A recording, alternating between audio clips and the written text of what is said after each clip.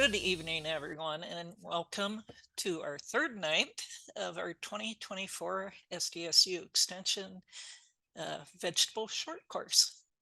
Tonight we will be, I'm Rhoda Burrows, and I'm Horticulture Extension Specialist at SDSU, and I'm based out in Rapid City. And our panelists tonight are all over on the eastern side of the state, and I'll briefly introduce them. And I'll start with you, Hannah. Hannah Voy is a grad student with SDSU working on the tarping project with me.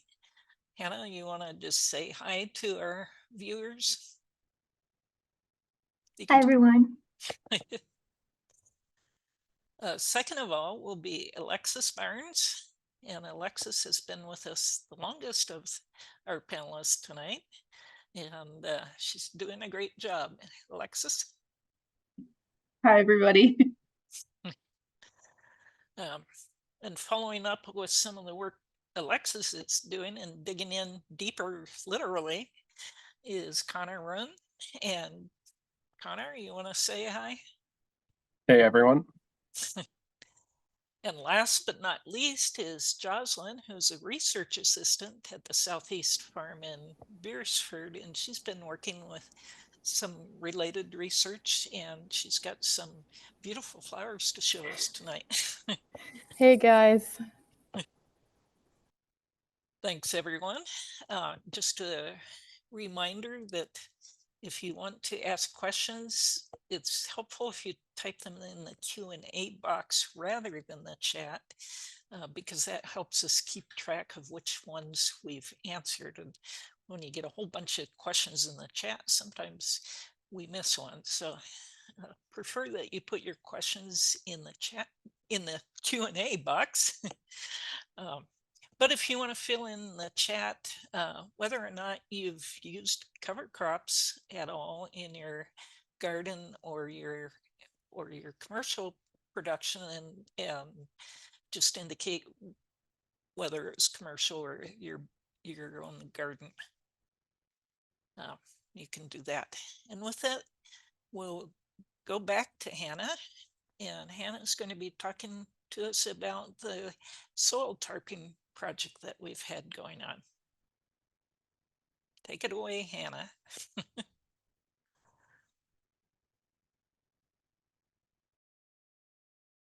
All right, I'll get my PowerPoint set up here. Let me know if you cannot see it. Looks great. Awesome. All right, hi everyone. Like Dr. Rose said, my name is Hannah Voy, and I am a MS graduate student at South Dakota State under the advisement of Dr. Rose and Dr. Christine Lang.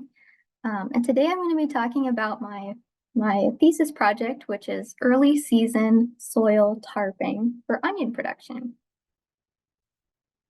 So if you've never heard of soil tarping, it's exactly what it sounds like. It's putting a tarp over the soil, and this is done to reduce weeds. And we do this in the early season before we plant into the soil.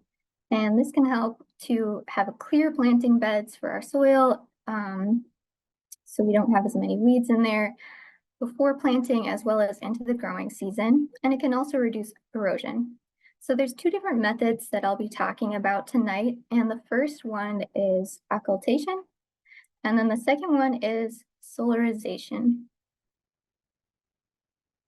So occultation. This word basically means to exclude light. So here I have a picture of what a tarp, an occultation tarp looks like.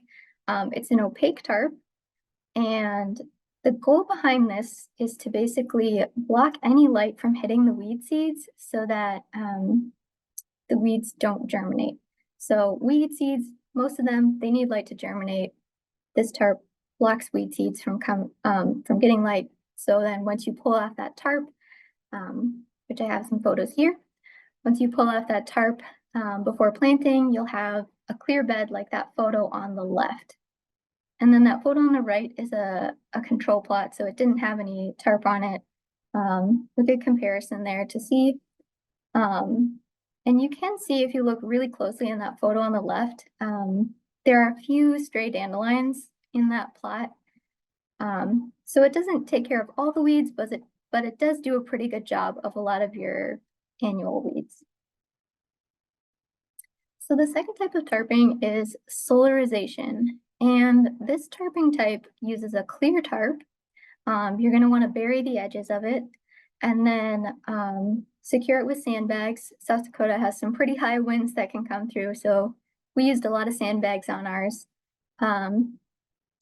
So the goal behind this one is to create a kind of greenhouse microclimate beneath the tarp in order to germinate all of your weed seeds earlier in the season so that you have less coming up later in the season.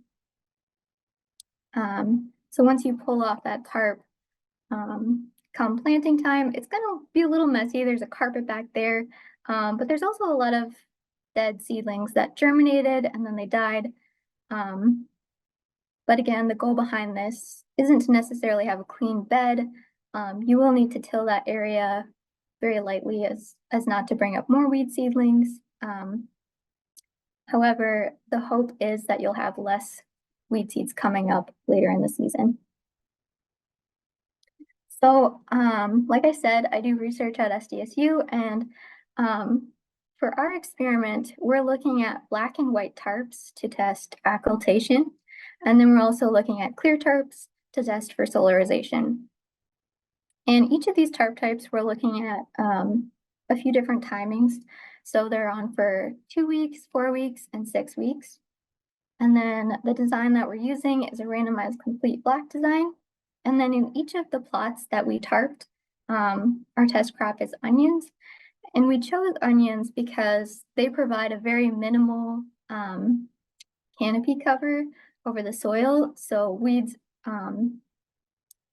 competition is especially prevalent between the onion crop.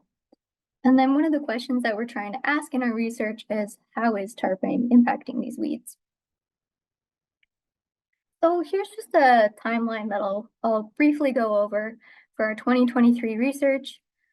On the left, we have some dates, and then on the right, we have the activity on that date. So we started off by planting our onions in the greenhouse, and then April 18th, we laid down our first tarps, and then May 17th was the last tarping timing that we did.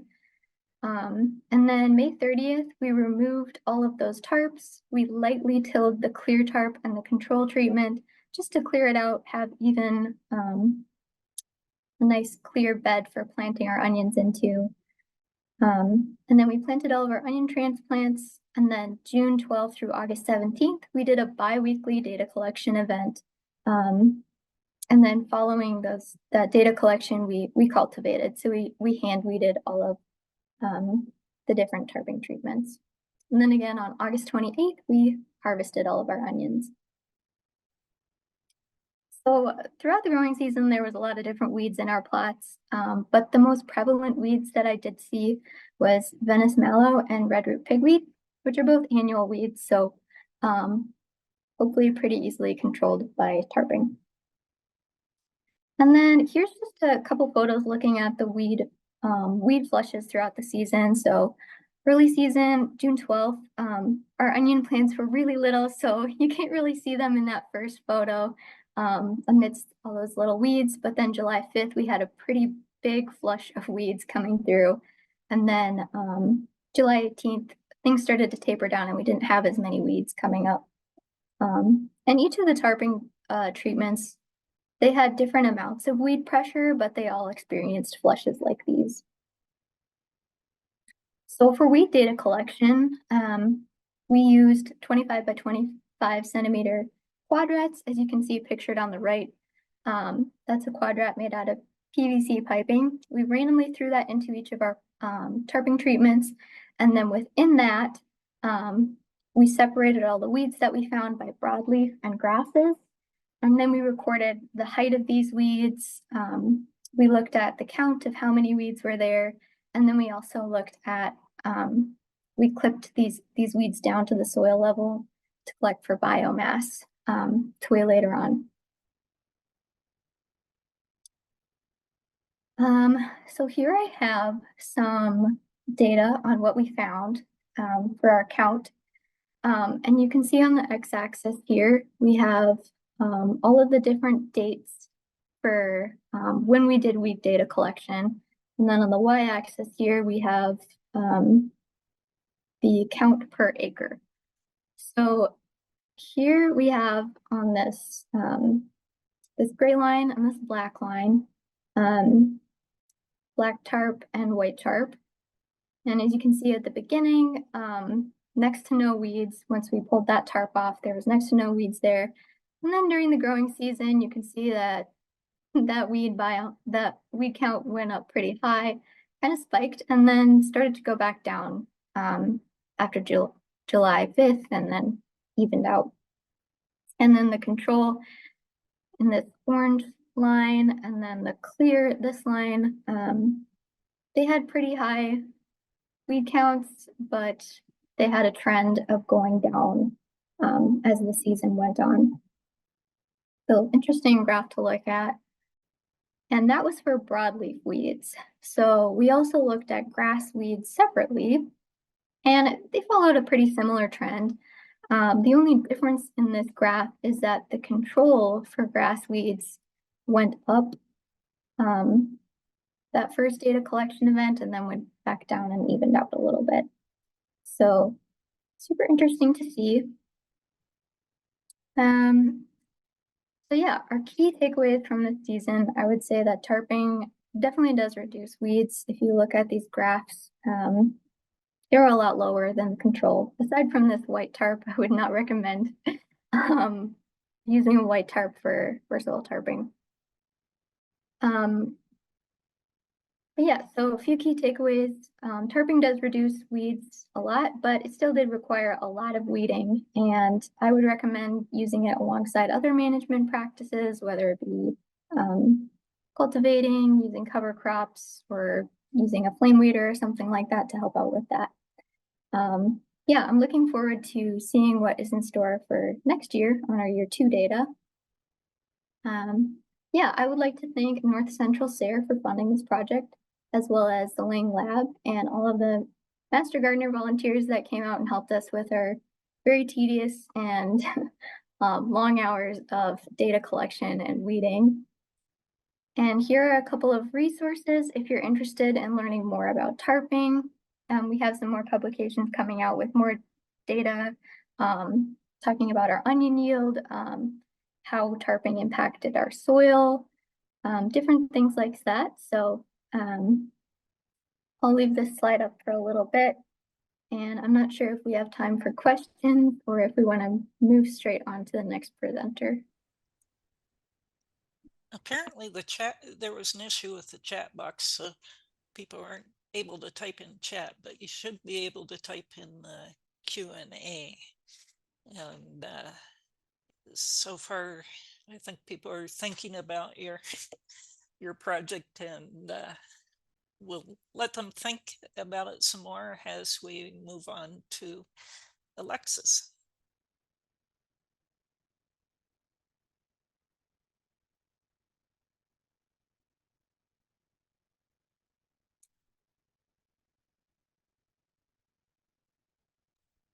I'm sorry, trying to share screen here. Okay.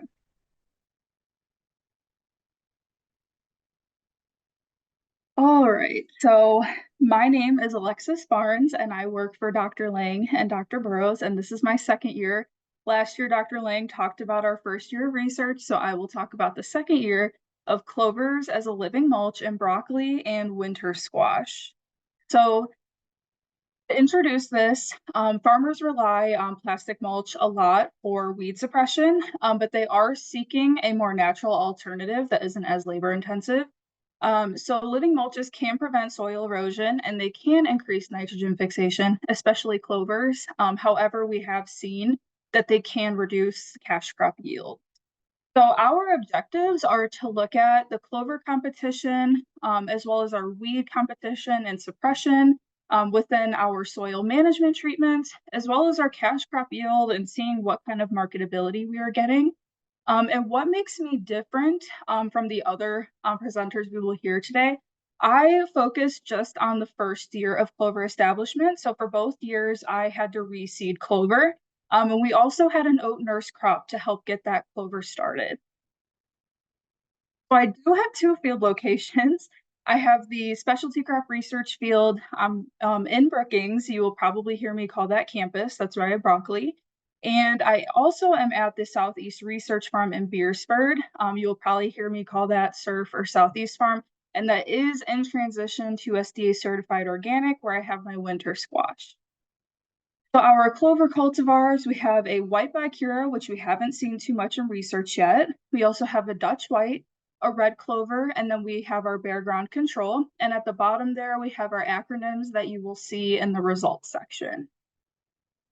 So my cash crops, we had an imperial broccoli that was transplanted in June, and a Juster delicata squash, which was also transplanted in June at SURF.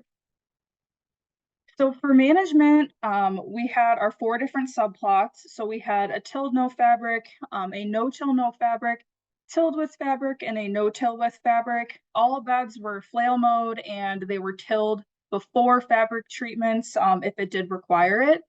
Our landscape fabric was pre-burned. You can see that at the bottom right. And we had 30-foot management rows at SURF and 12-foot management rows on campus. So 30 feet for squash, 12 feet for broccoli.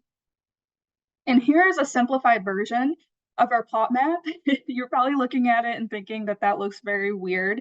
But it is kind of a patchwork quilt. We have our 4 whole plots and then our 4 subplots replicated into 4 blocks. And those flags down there separate everything. That's just a quick layout of that. And for data collection, so like Hannah, we also randomly tossed 3 25 by 25 centimeter quadrats in our whole plots. And then we have 2 in our subplots, which is our soil management treatments. When oats, clover, and weeds reach about 40 to 50 centimeters, so about 15 to 20 inches, we trim to the base of the soil, we bag it, dry it, and then weigh it. And here are some activities. So we did install a ProtectNet row cover right after planting because we did have a high population of grasshoppers and cabbage moths this year. We also have a lot of deer pressure, which I will talk about later as well. We only harvested for 4 weeks. I only had time to do 1 event a week, which we will talk about later in the results.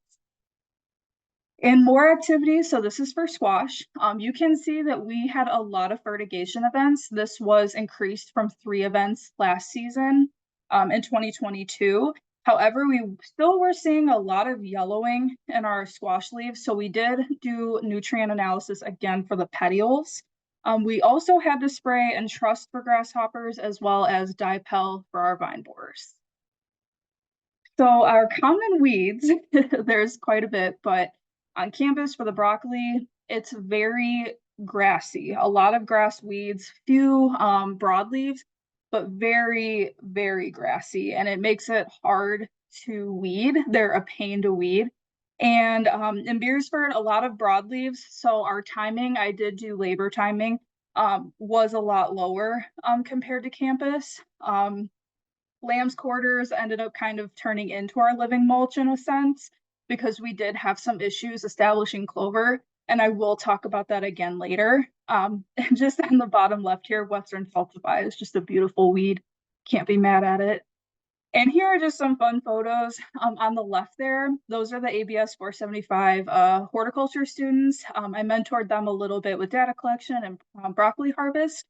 And then on the right, we have our squash harvest. The bottom right, you can see that that's me grading my squash based on USDA standards. And on the top right, we have a volunteer as well as Connor harvesting some squash. And I wanted to thank the master gardeners that have volunteered their time with us. I really appreciate it. It really helped us in some labor crunch times. Some common problems. So we all know that moisture is such a problem in South Dakota, especially this past year. We had a lot of issues with early season moisture, especially with our clover establishment. So I did have to run overhead irrigation for about 4 to 8 hours a week, depending on our rainfall. We want to shoot for an inch. However, in Beersford, by the time we had noticed it, the weeds have just completely overtaken everything and it was just too late. So we did have not the best crop stand in Beersford. We did try to reseed, but it was just too late at that point. And we did have a frost damage for peppers this year. That was in the holding area in May.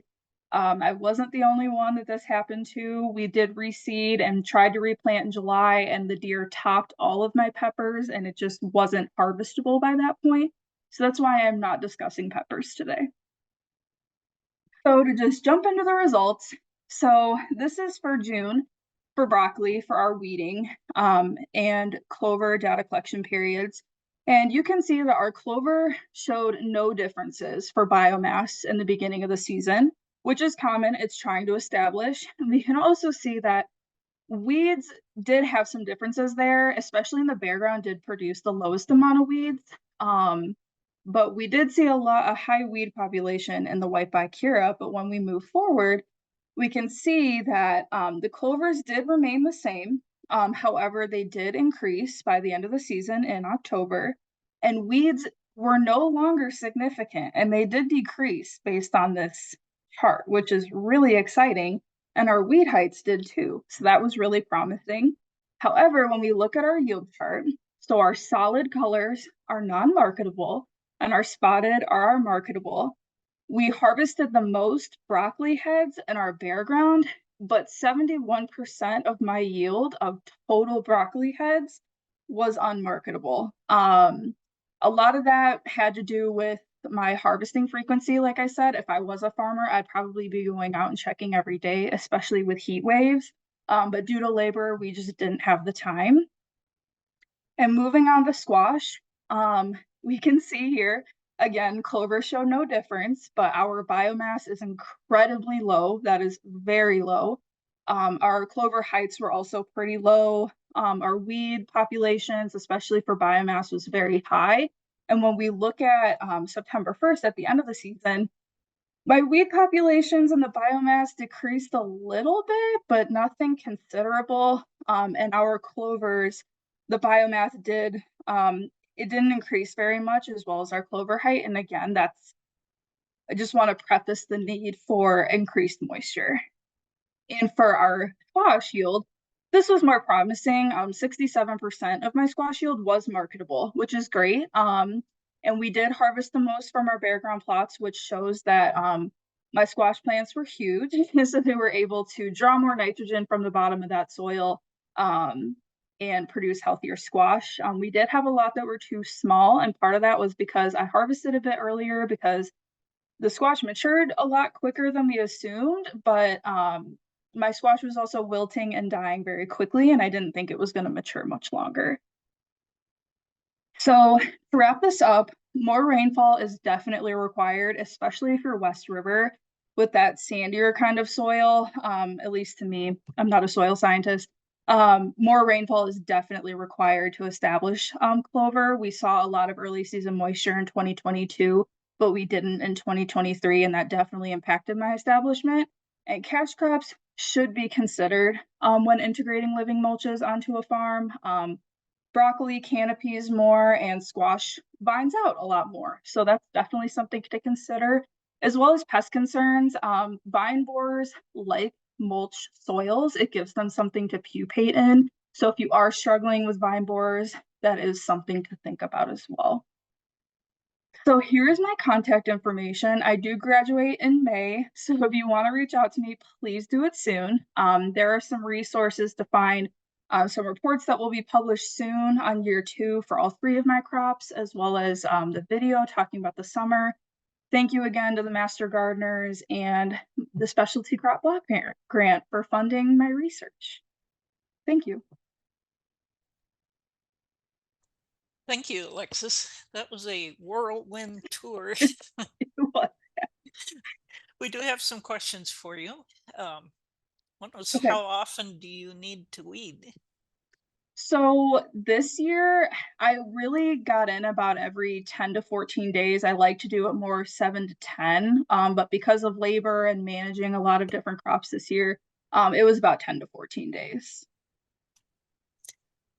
And someone asked what kind of fabric you used for the row cover or the row, yeah, the mulch. Oh, yeah. Like the landscape fabric? Yeah, Okay. The landscape fabric was 36 inches wide and it was woven landscape fabric. Yeah, because we wanted it to be more permeable than a plastic mulch and we wanted something that was going to be reusable.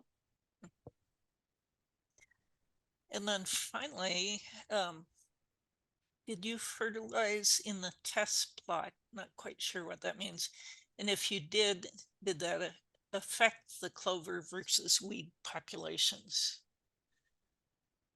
I'm not sure what they're asking, but I can elaborate more on fertigation. So at Beersford, I did go in with a pre-plant sustain and we put the fertilizer, it was like 33 grams in each planting hole to make it even, because if we tilled in the management strips but not the no-till, it just didn't seem fair to me. So we did that, and then we'd fertigate through our drip tape irrigation. And then on campus for broccoli, I did not have to do a pre-plant sustain. And we just fertigated again through the drip tape. So I don't really know, but my assumption would be that the clovers were robbing a lot of that fertilizer in the beginning, and the cash crop just wasn't getting as much as it should have. And I think Connor may have some insight on that too. Yeah. What weeding method do you use? So for the no-till living mulch, we just go through and hand weed. But for the tilled strips, the bare ground walkways, we hand cultivate everything with a stirrup hoe. Which was one of the reasons you were timing. Yes, exactly. Labor data you'll see in my publications once I graduate, so stay tuned. All right. Connor, I think we're ready for you.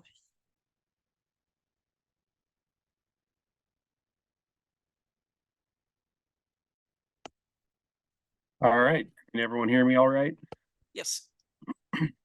So I'm a first year master's student under Dr. Lang, and I am looking at the second year of Clover Living Mulch Establishment, and my cash crop was broccolini. So I'm looking at the second year of Alexis's plot. So she established the plots in Brookings, South Dakota, and I took them over this past year, and I'm looking at how broccolini is affected by the living clover. So as I said, we are looking at the second year of establishment for my project. Then we are also using clover to reduce the cost of labor when it comes to weeding, also reduce the use of plastic mulch and improve the soil health. We've seen that clover also competes with the cash crop, especially in the no-till treatments, which has caused a reduction in some of the yield. And broccolini was chosen because of some of the struggles that we have seen in broccoli production. So as Alexis talked about, she had a large amount of unmarketable heads because of it bolting. So we hoped that broccolini would be a little bit more heat tolerant and allow for more harvest events. So these are the 4 varieties that I looked at in my project. So it's 2 green and 2 purple. It is Melody, BC 1611, Burgundy, and Bernarda. We purchased all 4 of these varieties off of Johnny C's website. And those who are wondering what broccolini is, it is very similar to what we think of as broccoli. It is a crossbreed between Chinese broccoli, which you can see in this picture on the left side of your screen. And then when we think of broccoli, we think of European broccoli, which is on the right side of your screen. And when you cross these 2 different varieties of broccoli with each other, you get broccolini. Broccolini has a longer, slender stem. And it has a little bit more mild flavor. It doesn't have that strong sulfury taste like broccoli sometimes has.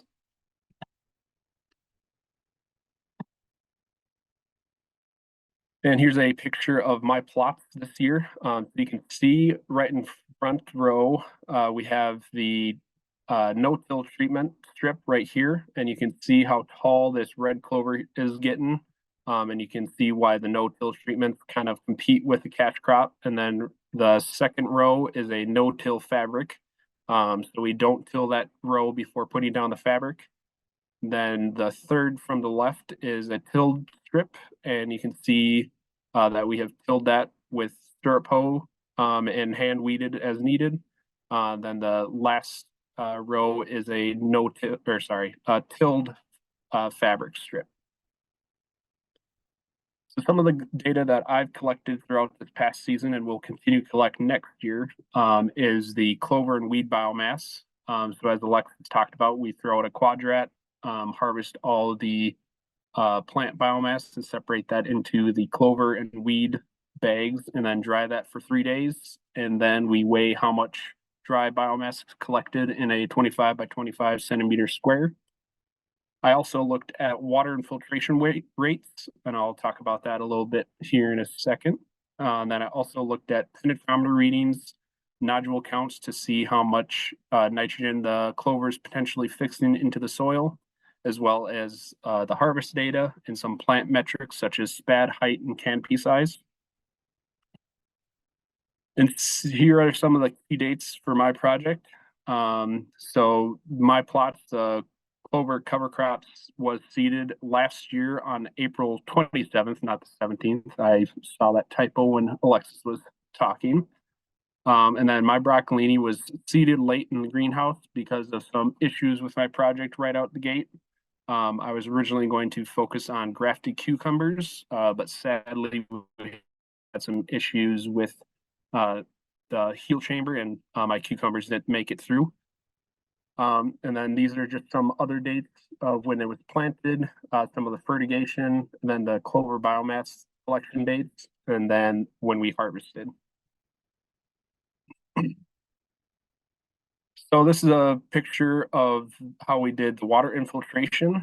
So this is just a 10-inch PVC tube that's cut to about 6 inches tall. And we pound that into the ground, fill it with water to a marked line with Sharpie. And then we refill it to that line every 2 minutes to measure how quickly the water infiltrates the soil. And so that helps us find out how much water the soil can absorb in a selected amount of time. And this allows us to calculate if there is a torrential downpour of 2 inches per hour, would the soil be able to handle that influx of water, or would it begin to have soil erosion, which, as we all know, probably is not a good thing to lose soil where you have nutrients and damaged plants. Infiltration rates can relate to the compaction, porosity, and high salt levels in the soil.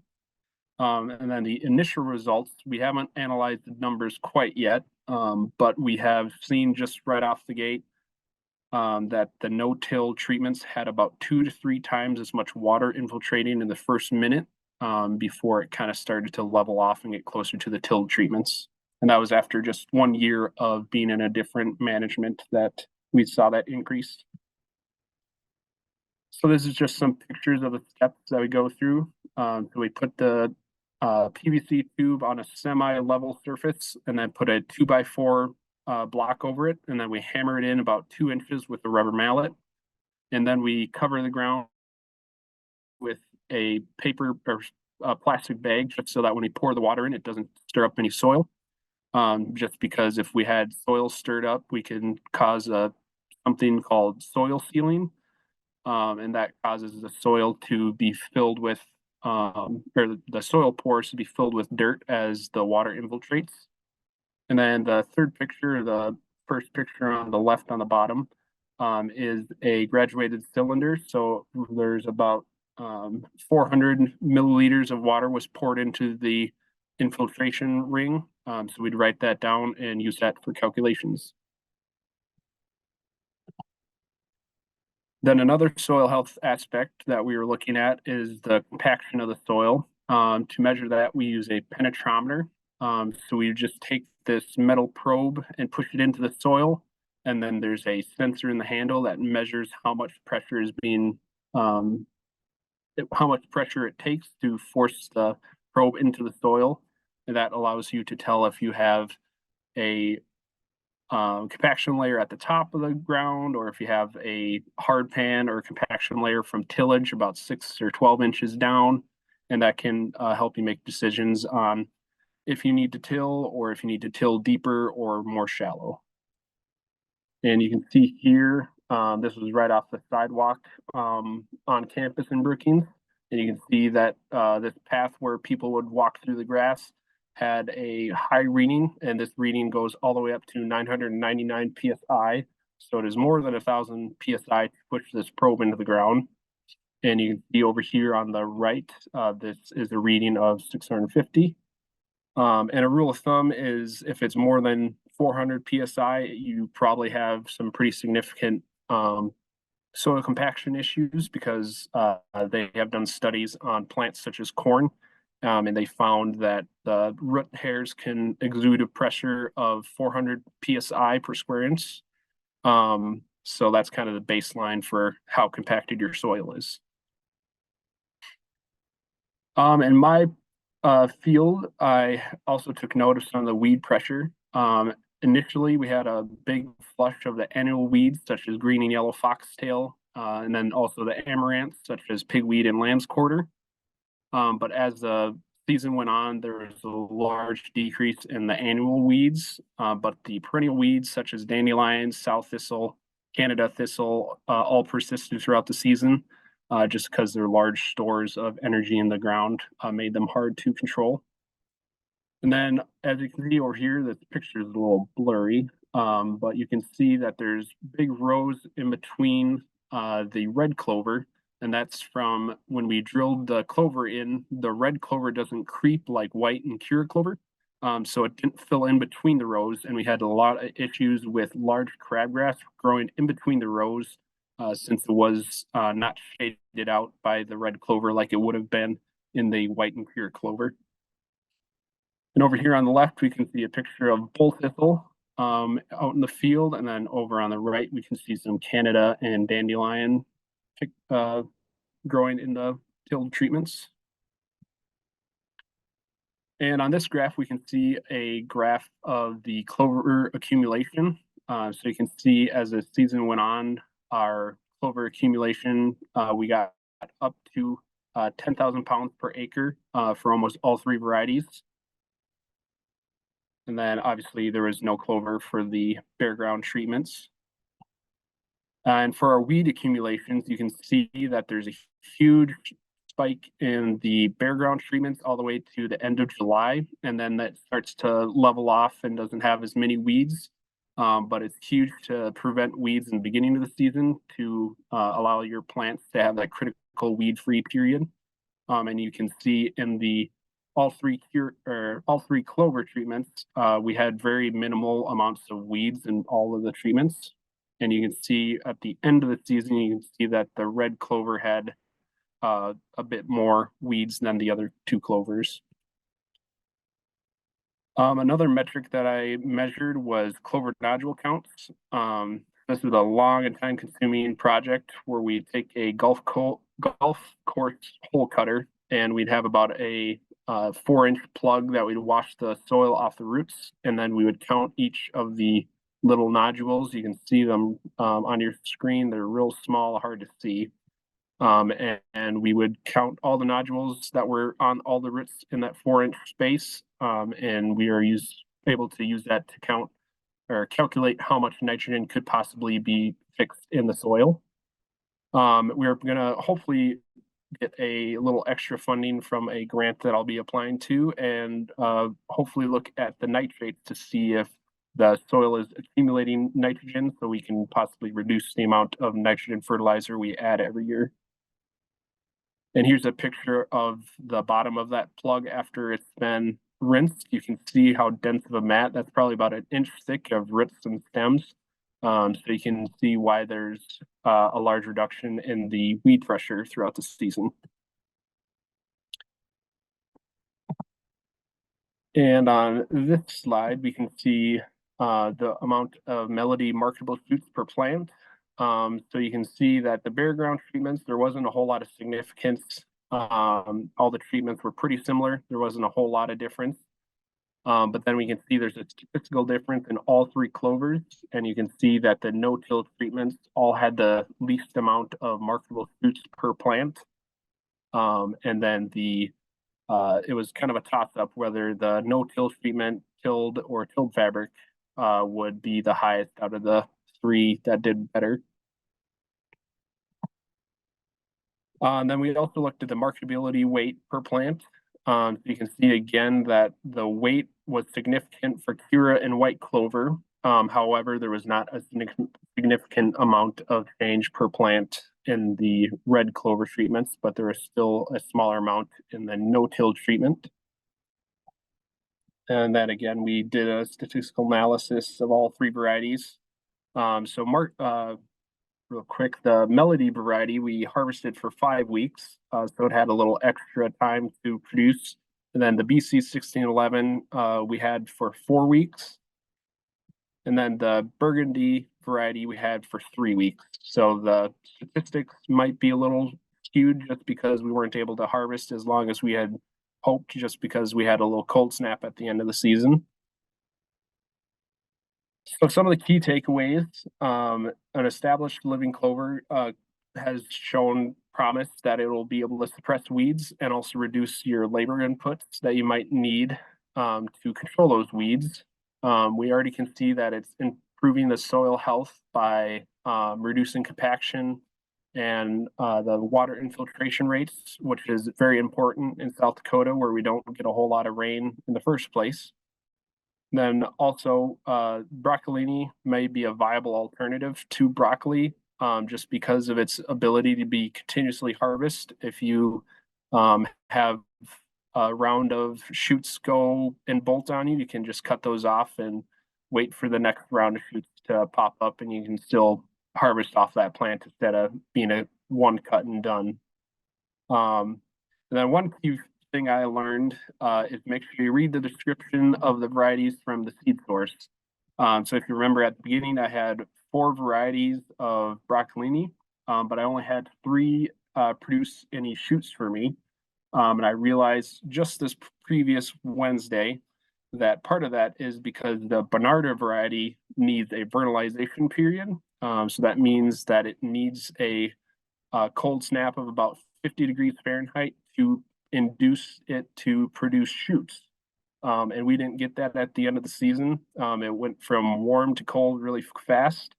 So I will definitely be making sure I'm reading the variety description a little bit closer next year.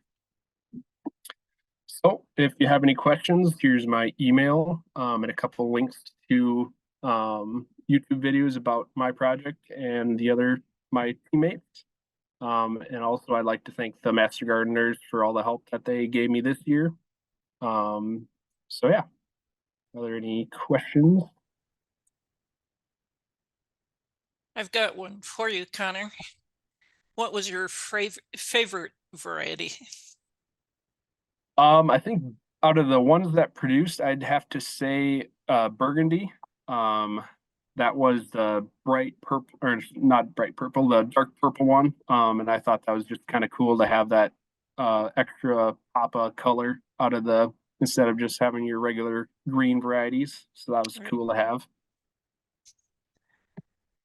And did you donate your produce somewhere at the end of after harvest? So I donated my produce to the food pantry in Brookings.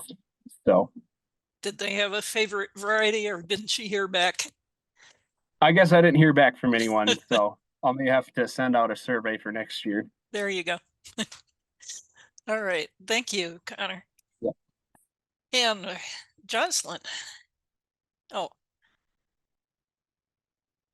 there's somebody that says I do broccolini produced early and late in season planted herbs between to keep the ground covered, which is kind of what you're doing with the clover too. All right, go for it, Joslyn. Okay, I gotta try to find, oh, there it is. Can you still see it? Yes. Oh, okay. So my name is Joslyn Fousert, and I'm, as Rhoda said, I'm the Agronomy and Horticulture Research Assistant out at the Southeast Research Farm in Beersford, South Dakota. And this project was especially fun for me because I actually grew up in Alberta, Canada on a family vegetable farm. We currently produce rutabagas, parsnips, and red table beets, but when my grandpa started the farm, he actually began it with cabbage production. So this project kind of hit close to home, and it was a lot of fun to work on.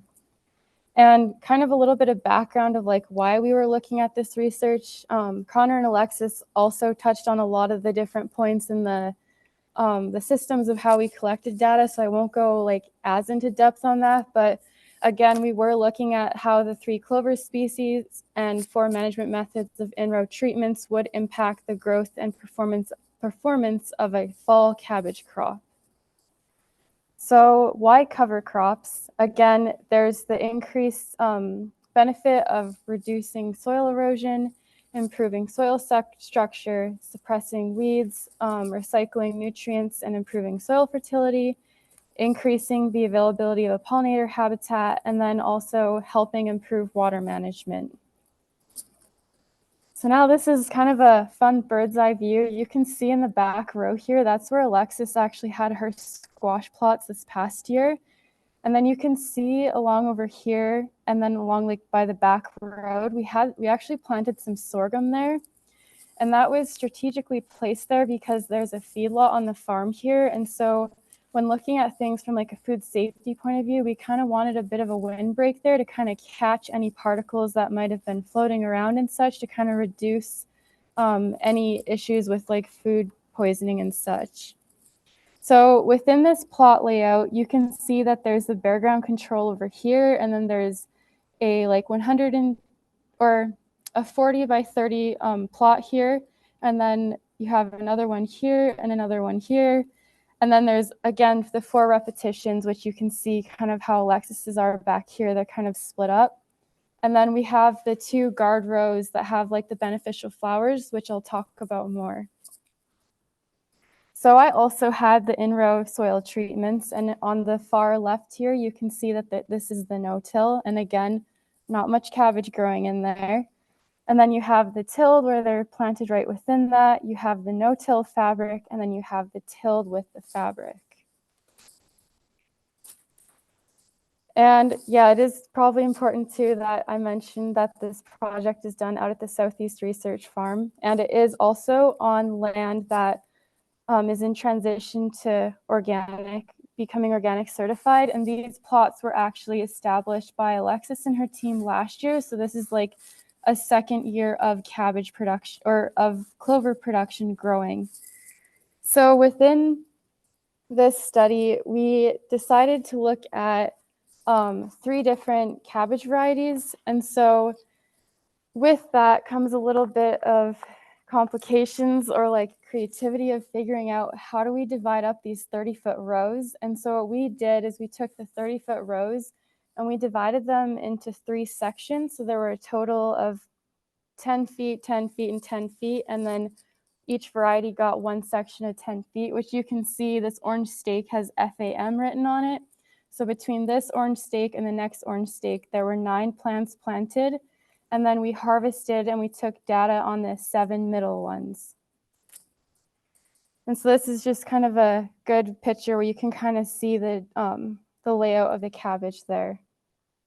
So yeah, these are the 3 cabbage varieties that were selected. We had the Ferrero, Famosa, and Diodon. And we chose specifically 3 different maturity dates to kind of see how they would do in a fall planting in South Dakota. So for the Ferrero, it's about a 65-day maturity. Average weight is about 3 pounds. The heads are small, and it's resistant, slow to split, and then the flavor is peppery sweet. And then the Famosa is 81 days, 2 to 4 pounds average weight. The heads are small to medium. There is a resistance to downy mildew, and then it's best in cooked dishes for the flavor. And then the Diodon is a 105-day maturity, average weight of 5 to 8 pounds. And then the heads are medium to large, resistance to Fusarium yellows, and then the flavor is sweet. And the Diodon actually gets those red or purple colors coming through once a good frost kind of hits them. So integrated pest management. Yes, these are pictures of pests that were in my cabbage field this year. The white cabbage butterfly worms and the cabbage loopers were horrible this year. I was out there scouting every day, and we sprayed a total of 3 times during the year with Dipel DF. But what was interesting is we utilized some beneficial flowers. So we did zinnia, bachelor buttons, marigolds, and nasturtiums. And these flowers and the cabbage are also all organic, as the land is going into like transition into organic. So that's a key thing to kind of think about. If you want to like learn more about the aspects of like beneficial flowers or like how to select what's right for you, you can view a article that I wrote about it with some more research. And I'll go into more depth of it too. So this is what it actually looked like out in the field. It's like a close-up of what the guard rows looked like. So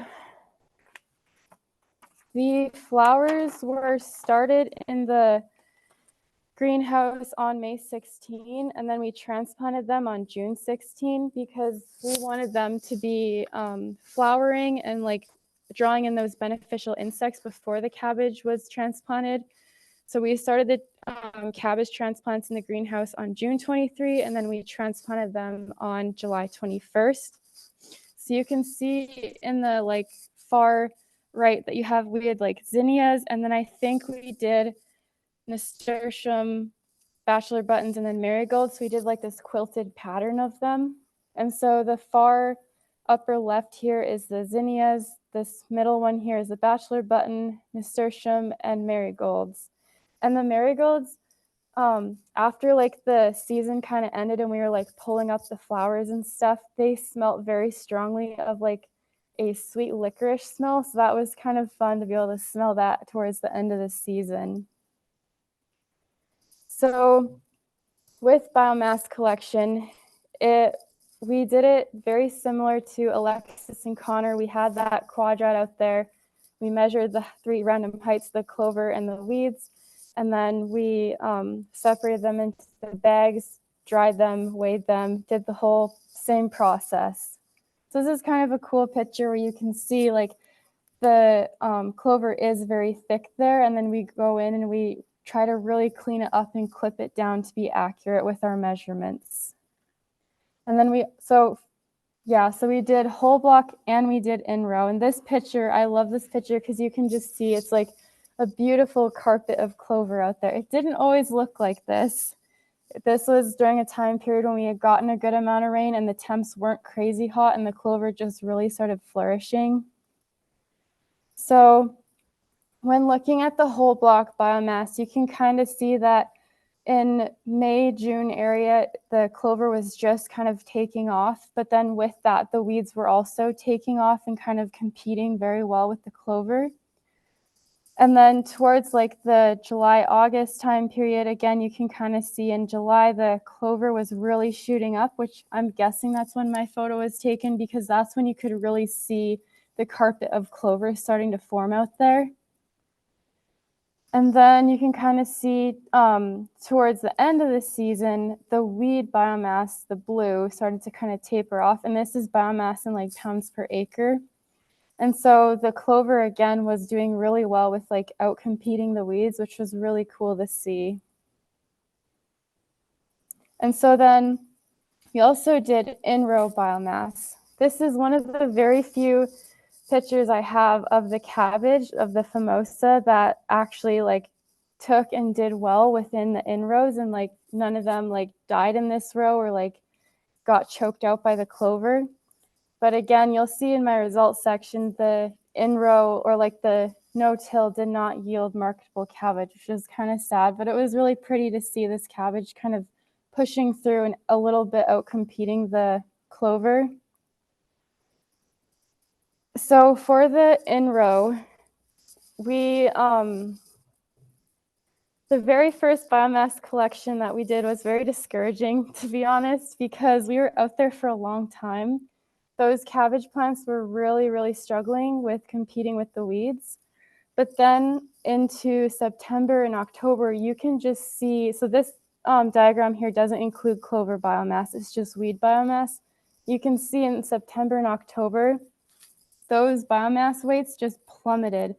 And the hypothesis, or kind of the guesswork of what we're thinking happened, was that cabbage just really pushed on and developed a very good canopy around it. And with the spacing, we spaced them about 1 foot apart from each other. So they're able to kind of connect to each other and, in a sense, help outcompete those weeds, which was really cool to see. And it also really reduced the labor for like us when we were like doing the biomass collection. Because the first day, or the first collection event on like August 8th, we were out there like all day, and then I stayed late finishing things up, and it was not a good day. But then when September and October came around, it was like, wow, this is doable. This is totally worth it. So then we also have the fun harvest events, which I'm guessing all of you want to hear about the yield results. So this is Famosa in the bin here. It looked very beautiful.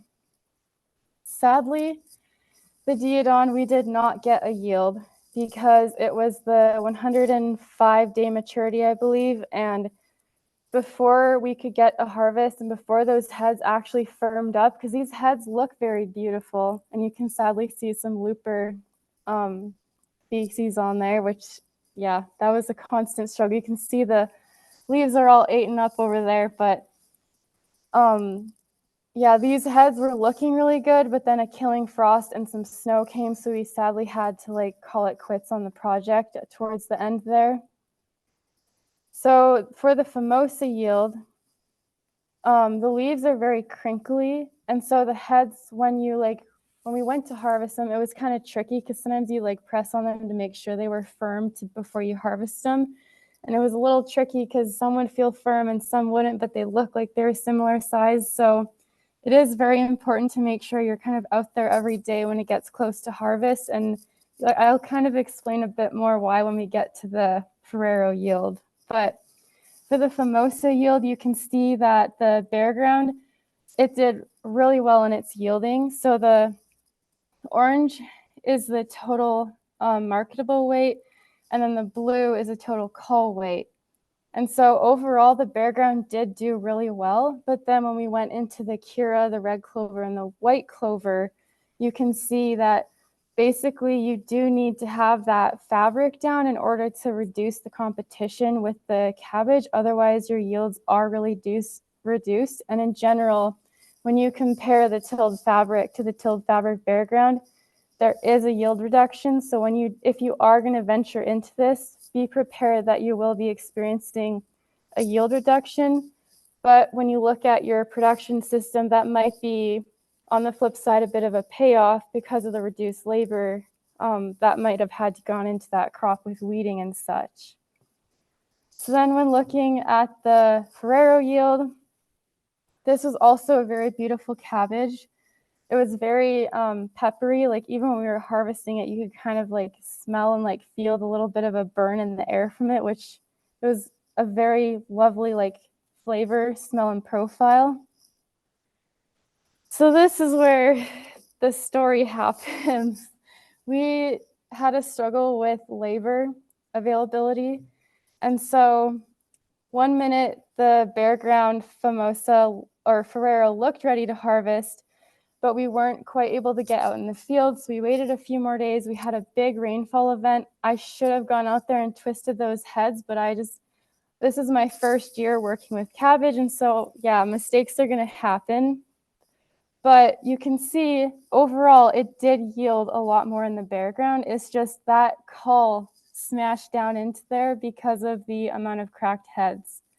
And I should point out that with this yield data, we did grade it according to the USDA grading standards. So the marketable in this graph is the US #1 in the commercial, and the non-marketable was just all lumped into one for this data image here. And that was anything that was cracked or a soft head or insect damage. And in this scenario here with the Ferrero, the reason that this is so bad is because we had so many cracked heads. But again, you can see that the tilled fabric overall, out of all the treatments, if you want to kind of hit that yield, you're going to want to have utilize fabric in order to kind of reduce that competition with the cabbage. So some key takeaways: definitely plant late maturing cabbage earlier. Don't bank on a later fall cabbage planting date. As Alexis mentioned, we had a very dry year and the cabbage did not, or the clover did not like that. So one option would be if you're in an area where you have like drier soils and like not as high rainfall events, you should maybe look into planting at higher cover crop seeding rates in drought conditions, because that kind of increases the probability of some clover kind of surviving and allows it to get going a bit better. As I kind of mentioned, focus on utilizing cover crops and pathways only, and then utilize landscape fabric or plastic mulch within planting rows. Realize that there will be yield trade-offs, and then stay tuned for the 2024 growing season. And also, this research would not be possible without the USDA NIFA Organic Transitions Program grant. It also would not have been possible without all of the SDSU undergraduate research assistants or the other graduate research assistants that have all presented already, along with the SDSU Extension Master Gardener volunteers and the staff at the SDSU Southeast Research Farm. So if you have any questions, feel free to contact me. I definitely love talking about the flowers and the project. And there is a farm report that was written on this project, and that should be coming available or being published soon. So I don't know if there's questions or comments that we need to go over, but that's everything I have. We had a couple questions, Joslyn. Okay. What did you use something for cabbage worm and looper control? Yeah, sorry. So we use Dipel DF, and that's like a bacteria that like you spray it, and then it's a dry flowable, and so the particles stay on the cabbage leaves, and then when the worm comes and eats it, then it like kills it from the inside out type thing. So I did use that 3 times, but because of like lack of labor and stuff, I should have been out there more often, but it was a struggle.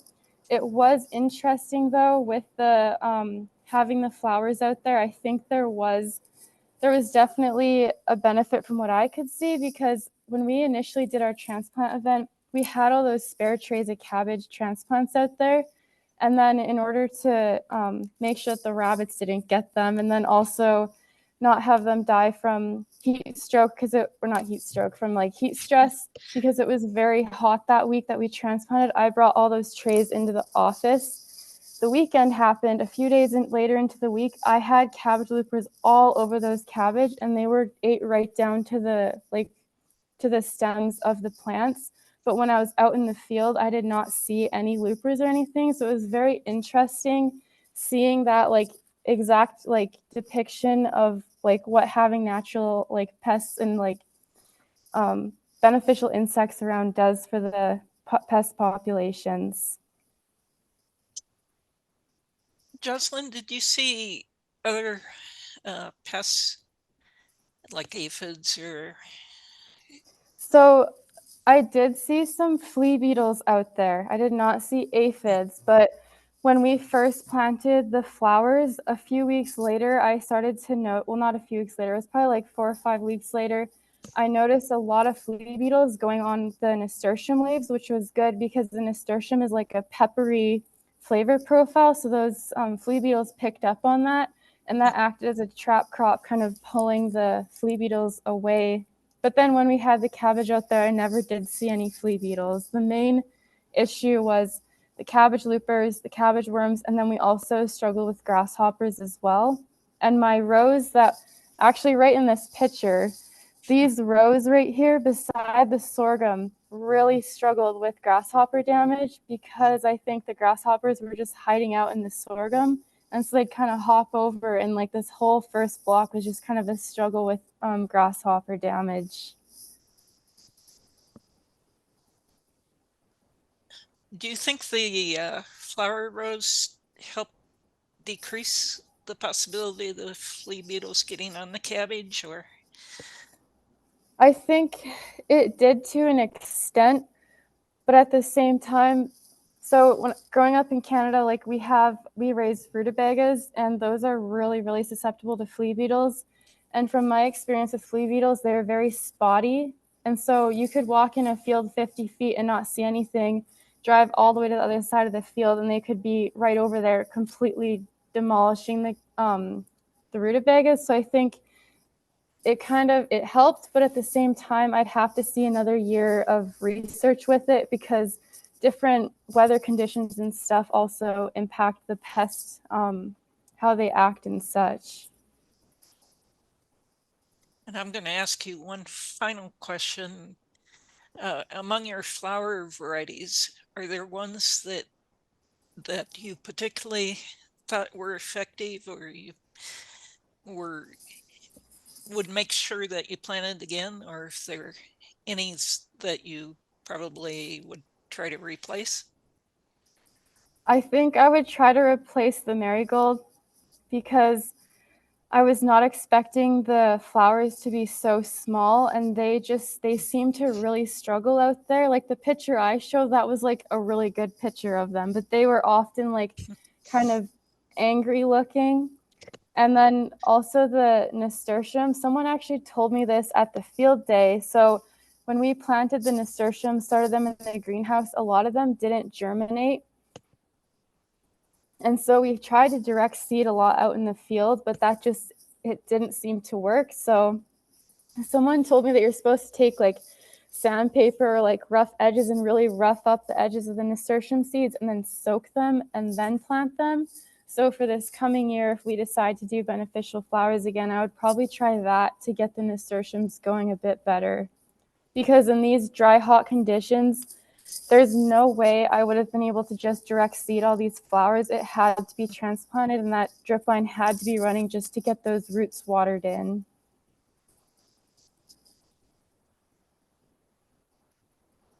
All right. If you have more questions, feel free to put them into the Q&A. And I'm going to ask the whole panel just some general questions. And if you have some, feel free to type them in. But given you've all worked with this clover system now, and I imagine you have some opinions about what you would or wouldn't do differently. And so I'm just going to open it up to the panel. If you were going to be doing this on your own farm, what would you look to do differently, or the same? Or wouldn't you use clover at all? Alexis, you can go ahead. Okay. I think like how Connor kind of mentioned the red clover, that just tends to grow with a taproot and it grows straight up. And so there's often not a lot of carpeting going on or like crawling and with the stolons or rhizomes, because the white clover and cura have the stolons and rhizomes underground. And so that can create that beautiful carpet. But just from like, not even from like a statistical standpoint, from just a visual out in the field, I would say I wouldn't prefer red clover because that gets really tall too. And then the cabbage directly planted within that clover was putting energy into stem elongation instead of canopy building. So that was kind of, from a cabbage point of view, I wouldn't do red clover for sure. So I guess for me, because I've done 2 years, I have a love-hate with the clover. I really like it and I really want the living mulch to work, but I feel like it may work better as like a green manure if you try to establish it over a few years in a certain area, or if you're trying to like work on your soil structure in a certain area. I think that just incorporating that and not having a cash crop might be nice. One thing I am becoming very interested in is buckwheat. mainly as just a living pathway. I probably would strip till all of the management rows. I have seen some research that has shown that cucumber beetles are less attracted to buckwheat. I learned that at the Practical Farmers of Iowa conference. And I had a lot of issues with squash bugs and cucumber beetles. So I think it would be really interesting to do a living pathway, or like an early season cover crop with buckwheat. Would you mow it then? See, that's where I don't know. A lot of the people, like a lot of the farmers that had done it said that they didn't mow it, and they did squash, so it was able to vine out and it didn't tangle as bad. But I almost think it would work better as like a early season, like cover crop and like a late fall broccoli or something. Or maybe a nearby squash field or something. Connor, you must have some ideas about this. Yeah, I guess if I were to do this on my own farm, I definitely would say that the no-till, as much as I'd like it to work, the clover is just too close to the cash crop, and they just compete for nutrients and water too much. So to make it work, you definitely need to have, I'd say for sure, the 18 inches on each side of the cash crop, if not 2 feet. But I really think that having the living pathways is very beneficial, just because you're not going through and tilling the rows and compacting the soil as you're walking back and forth. And I think that the clovers really prevent some of that compaction and whatnot. So, Alexis, we have a question for you. Were you going to talk about the deer and the clover? Yeah, so Connor can also talk about this too a little bit, but so I guess a brief summary. When I was Dr. Lang's first grad student, and so with that, we really had to establish a lot of things, the clover included. We ordered a fence that was 4 feet tall, but because of the derecho, they sold it to somebody else, and so we had a 3-foot fence. I don't know if a 4-foot fence really would have made a difference. First year, I had no deer concerns at all. Our field was completely covered with oats around us, so they were more interested in that. This last year, that was not the case. There were no oats, so the deer basically came into our field and ate everything in the first 2 blocks and slowly made their way to the southernmost blocks. So that's really highlighted that we need a lot of barriers. And so, I mean, especially West River, this probably is a really big concern for you. Definitely have barriers. Broccoli was super sensitive. We knew that a deer would go for that straight away, so we did do row cover. I wish, as annoying, and to me, row cover is very annoying to work with. As annoying as it is, I really wish I would have done a row cover for peppers. We did use liquid fence. It didn't really do anything either. So I guess Dr. Ball has some weird concoction that works against the deer. So I don't know, but that's just mainly the deer issues that we had. Yeah, Dr. Ball's concoction is raw eggs, so we do have a little bit of a food safety concern there with fermented raw eggs, I should say. You might take a look at the chat box. There's some chatter there about one of my producers uses the clover method with better results, but the clover has to be mowed short once a week or so. Do you have any response to that, any of you? yeah, I guess I definitely noticed that Cure clover, that was the shortest of the 3 varieties, definitely had a little bit more promise, just because it didn't compete with the plants quite as much. I think my Cure clover was about 4 inches tall compared to the white clover, which is usually about 6 inches, and then the red clover is probably about 1 foot to 2 feet in some places. So, and does one of those have stolons rather than rhizomes? I'm trying to remember the differences there. yeah, I can't quite remember. I always mix up which one it is, but I know it's white. The Cura has rhizomes, and then the white clover has stolons. I had that in my notes, but I just forgot to say it. Do you think then the white clover or the Kira clover has probably shallower roots as well, or not? Did anybody look at the, did you notice that when you were doing any of your work, Connor? I guess I didn't notice, for the most part, the white and cure clover, once it kind of carpeted out, it only would have probably, I don't know, 3 or 4 inches of roots going down, but it still had that big long taproot, which is probably about, I'd guess it probably went down at least a foot or so.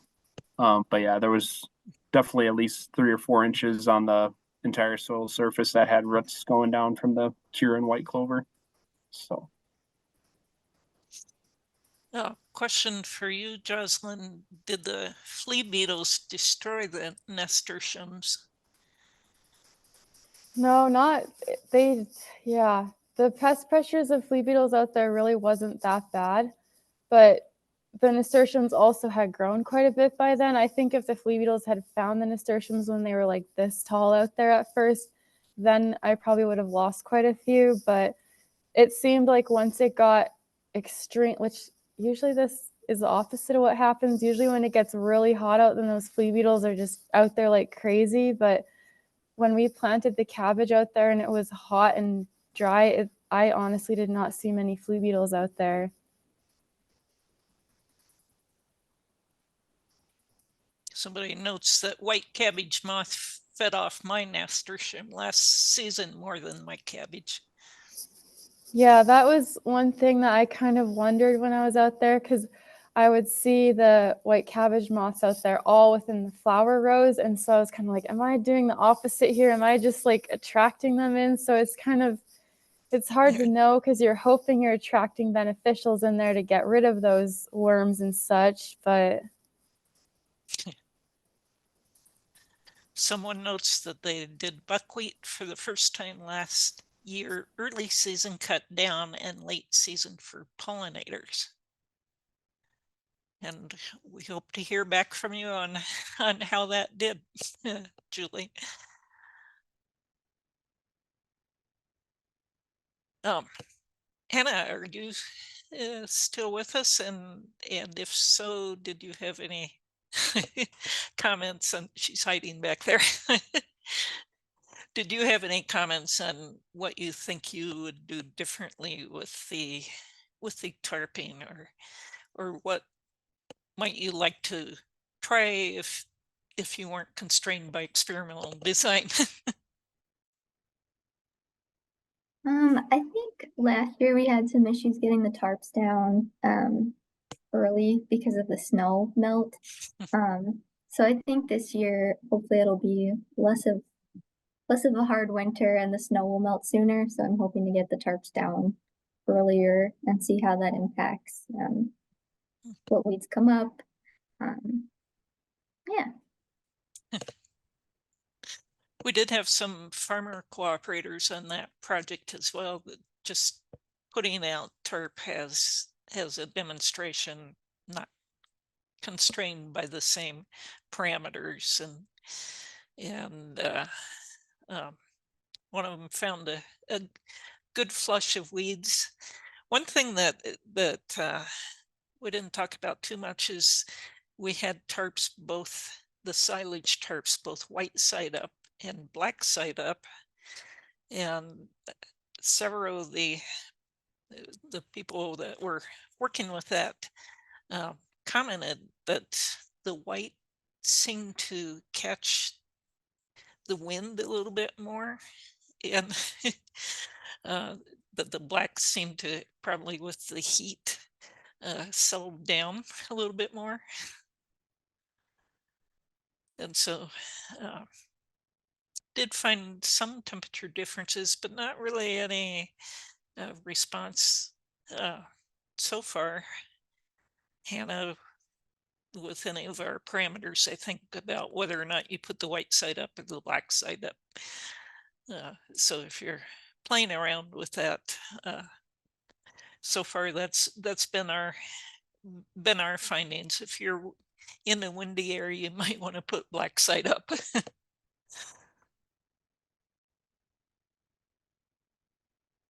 One more question. Are you able to reuse the tarps? Well, we're planning to this year. We'll let you know how it goes. Hannah, did you have any observations on how well they weathered the the first season?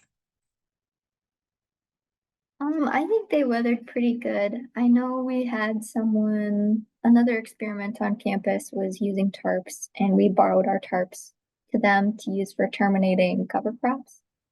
Or not cover crops, I think it was a stand of oats. But we'll see. They still have some of our tarps, so I need to get some back from them. So we'll see how those are. But I think from our first season, when I took a lot of our tarps off, they looked like they weathered pretty well. There wasn't any holes in any of them that I saw. We did a quick rinse of them, and then we stored them inside after they dried off. So I think they weathered the first season pretty well. We'll see how they do the second season. One of the reasons we looked at tarps in the first place is because hopefully they can be used for more than one season, and perhaps you can get some used tarps from somebody who's had them on silage and not using them, or even the plastic signs that billboards use now might be another free source for plastic for tarps. So that was kind of our thinking with that. We have a question here. Is there any reason to show if solarization kills the good microbial population in the soils? So we did look at that a little bit. Hopefully we'll have some articles coming out about that. But from what I've looked into our data so far, we did a test on POXY, which is permanganate oxidizable carbon. And that's the carbon that is available for microbes. And with that test, we didn't see a big difference between the different tarp types or the control. So from our research, I don't think there's a negative impact on it, but again, we'll be looking at year 2 data.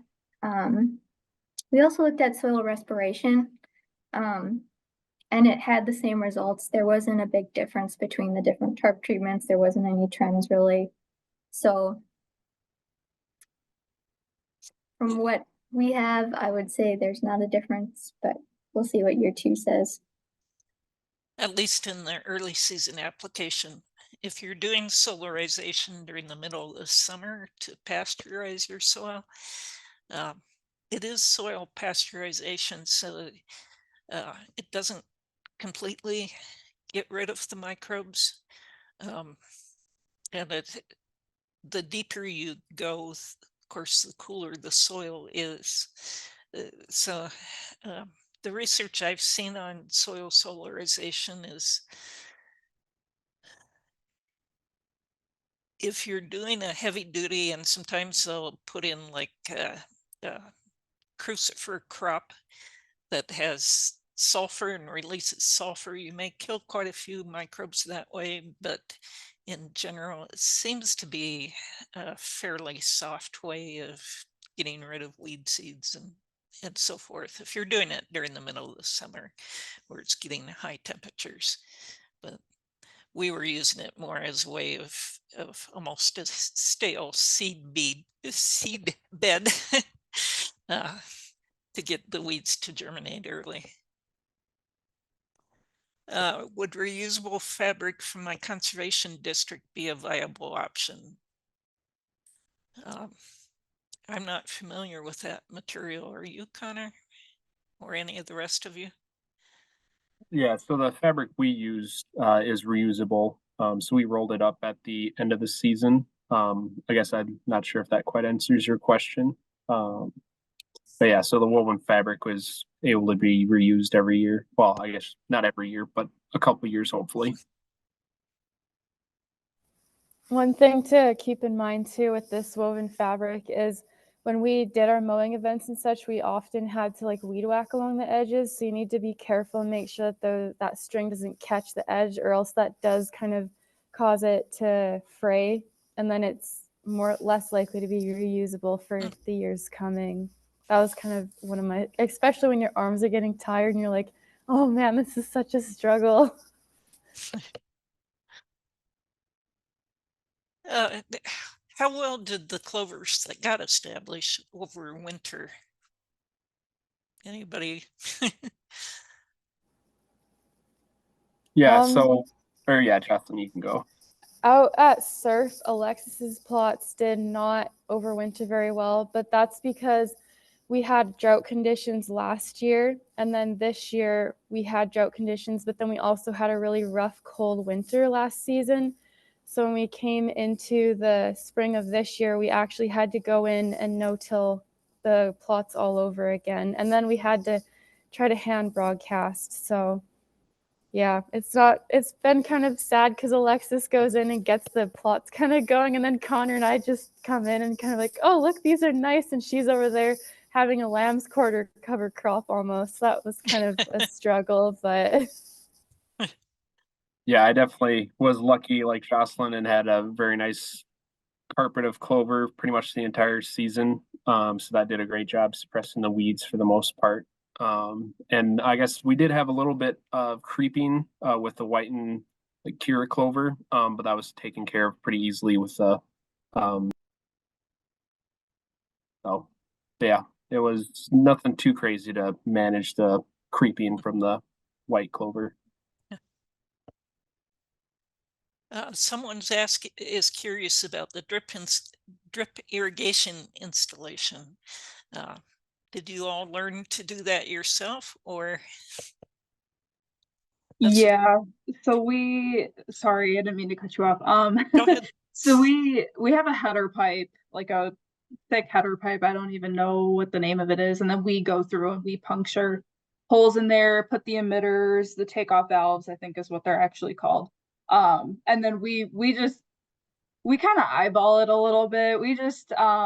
We put the roll of drip tape on sawhorses and just like rolled it to the end of our management strips, and it was actually really quick and efficient. So yeah, we know how to put in irrigation. That's one thing graduate students learn to do, and even undergraduates. Along those lines, I think some of you probably mentioned this, but how long did you run your drip system or drip lines? Oh, I think how long was an irrigation period, and how frequent? Out at Surf, when we planted the cabbage, it was very hot, dry conditions like the following days after. So I actually had to run it like 2 to 3 hours probably each day after, or every other day. So it totaled about 9 hours to get them rooted in. And then after that, because you have to really watch that you don't get dampening off with cabbage plants. But so then after that, if we didn't have sufficient rainfall, then we resorted to about an average of 3 hours a week. So until those root systems got really well established, we split that into like 2 events, like an hour and a half, one like on say like a Tuesday, and then an hour and a half on a Thursday. But then as the plants matured and got bigger, we were able to just kind of do it in like one event of like a 3-hour drip, and then it's usually good for quite a long time. And it depends on the weather conditions. And then I noticed it also varied from treatment. So the no-till, the clover just sucked up that moisture. Like I could pretty much have given it a little bit of water every day. But then the no-till fabric, that tended to kind of hold the moisture in there a bit better. I don't know if it's because there was an increase in the micro and macro pores, and so it just kind of held that moisture a bit better. The tilled, that was like next to the no-till, it also needed quite a bit of moisture. I don't know if you guys had, or Hannah, how did your drip line go with the onions compared to our crops? That's a question I've been curious about. Yeah, I guess we only had to irrigate about once a week for onions. We did water them in by hand when we first planted them, just with a hose, just to really get it soaked. And then I think that first week we watered a little bit more frequently than into the growing season, but yeah, we watered about once a week for the onions, and I did it for a time about 2 hours at a time. So yeah. Well, thank you to our panelists tonight. You've done a great job. I'm proud of all our students and our research assistant. And next Wednesday is our final episode of this short course, and we'll be talking more about cover crops. I want to remind you, I put a link in the chat again for the evaluation.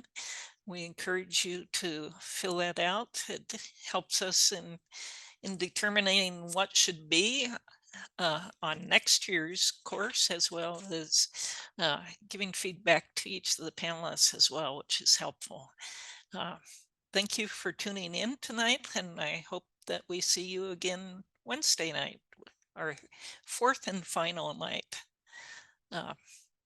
With that, I wish you all a good night, and happy growing as you start to think about next year's season, or this year's season, I guess.